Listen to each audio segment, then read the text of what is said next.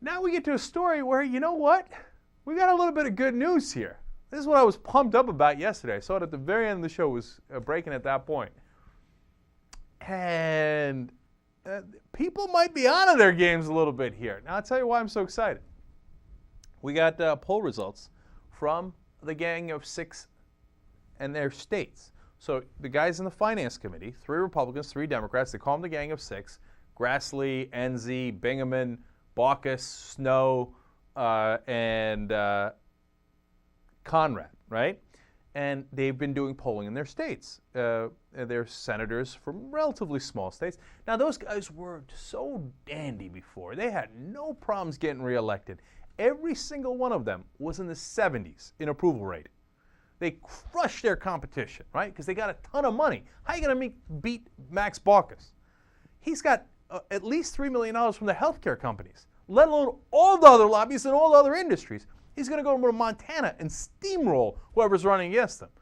The guy will be like standing on a street corner, oh no, Max Baucus is sold or bought or whatever. Max Baucus buys every TV station, ads on every TV station, ads on every radio station, and he wins, right? So they're cruising along until people figured out what the hell they were doing. Now we see that they are, playing games here, and they don't really want to push healthcare reform, and all they want to do is butter the bread, or care where their bread is buttered, I should say, right? Which is where the lobbyists give them the money. And guess what's happened to their poll numbers? They're sliding away.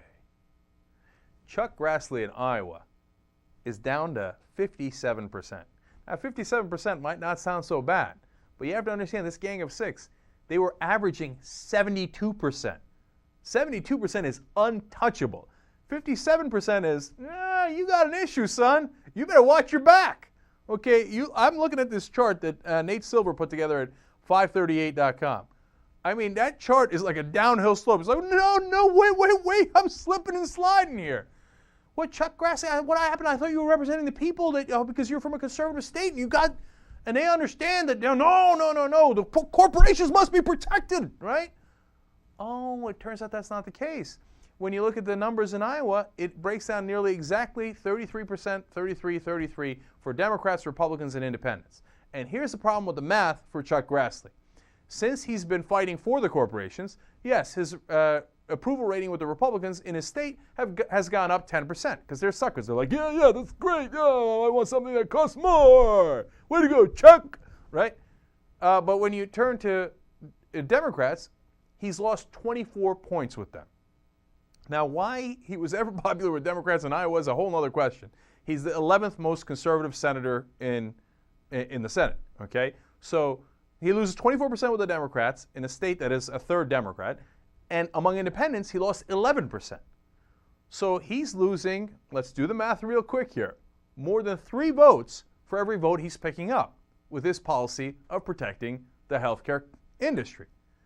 Now, Chuck, you go ahead and keep that up and see how that works out for you, okay? No. You cover their ass. See how that turns out. I mean, you're already down. Look at this. When this whole debate started, right after the election in 2008, Grassley was at 75%. Now he's at 57%. Slip slide. Oh no, what happened? I can't stop it. I'm picturing a slide with like Jell-O on it or something. Somebody stop this thing. Olympia Snowe has this reputation for a long time. I'm moderate centrist. Yes, well, they're on to you, Olympia. She slid down to 54%. Olympia Snowe has not had a problem with re-election in as long as I can remember. Okay, she crushes all her competition because she has this false image as a moderate centrist, et cetera, right? Now, sometimes she earns it. She voted for the stimulus bill, right?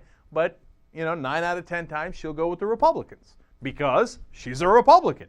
And she was out there over this weekend saying, public option must be killed. It must be taken off the table. Us Republicans are against it. It must be killed. You remember? We showed you the clip on Face the Nation. No ands, ifs, or buts. It must be killed. Was that this weekend or the weekend before? I think it was the weekend before, so 10 days ago. Now she's down to 54%. Slip sliding. Oh no, what's happening? No, you keep going that way, Olympia. Let's see how it turns out for you, okay? Just keep going. See what happens at the end of the slide.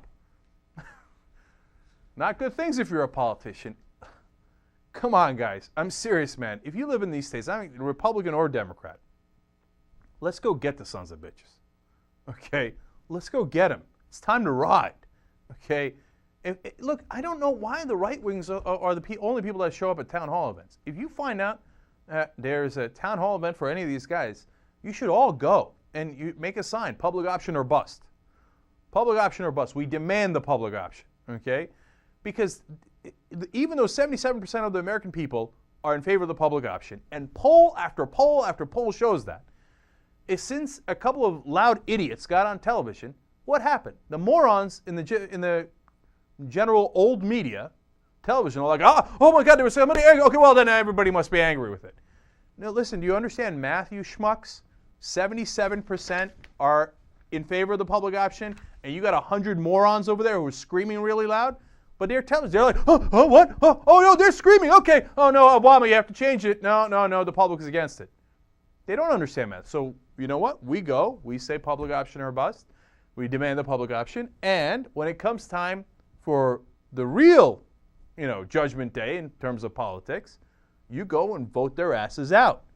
If Grassley and Snow wind up killing a public option, you're crazy to vote for them in Maine or Iowa.